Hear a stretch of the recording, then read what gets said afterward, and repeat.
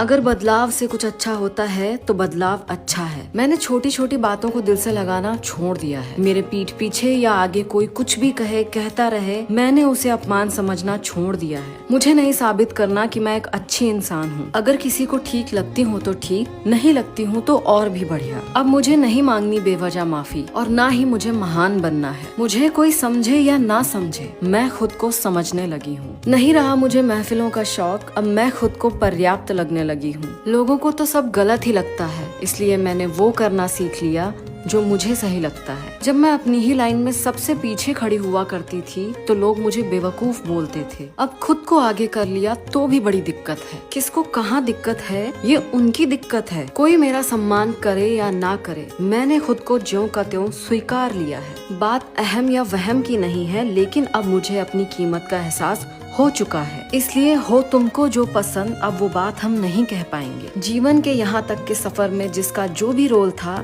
मैं उसके लिए शुक्रगुजार हूँ।